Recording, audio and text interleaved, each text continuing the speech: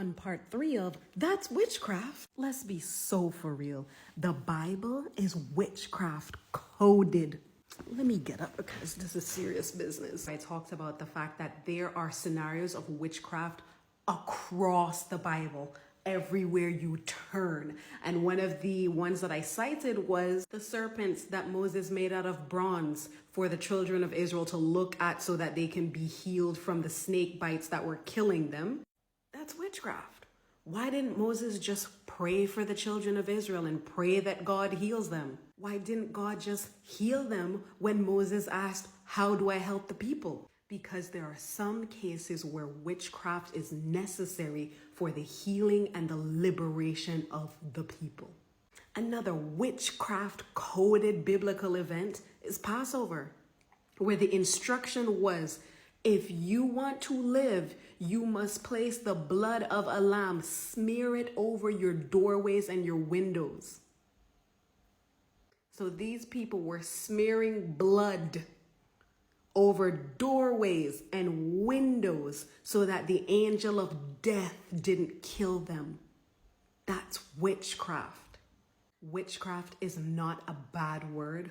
Witchcraft does not denote evil. Witchcraft is the power of God made manifest in the physical realms. Sometimes God will just heal you through prayer, and sometimes you need works with that faith to see results, to see progress. There are times when simple prayer is enough, and there are times where you need a vehicle like witchcraft to bring that energy into your life. It's in the Bible.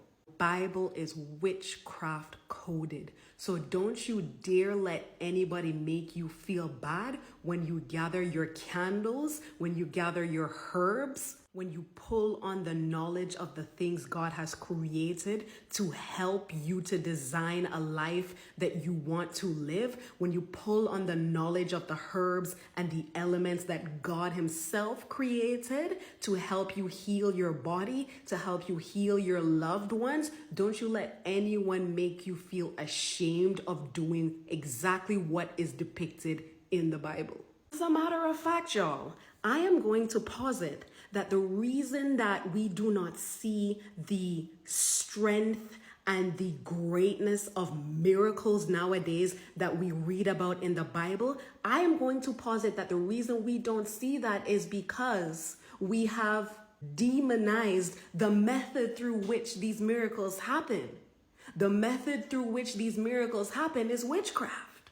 I mean, think about it. If you went to church one day and the pastor said, listen, everybody who is sick, come to the front.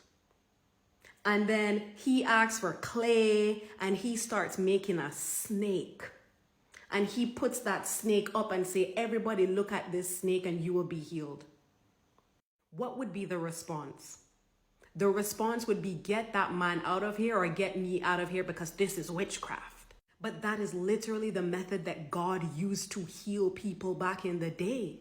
So this demonization of witchcraft, if you ask me, the evidence suggests that it has disempowered Christianity. Because Christianity has blocked off the road for powerful miracles. It's blocked off the methods through which God manifests in the physical world.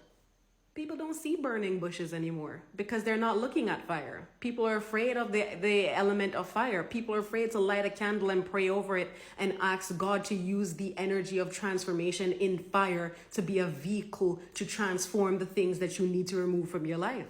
People are afraid to go to the water and strike it and allow it to part. People are afraid to engage in the method through which they will see the biggest manifestation of divine power. And it's truly sad. So it's up to you. Are you going to continue to follow a path that has been carved out for you by an old white man, by an old white man's interpretation of the Bible? Or are you going to read that book with your mind open and connected to God and actually listen to what you're hearing as you're reading and studying?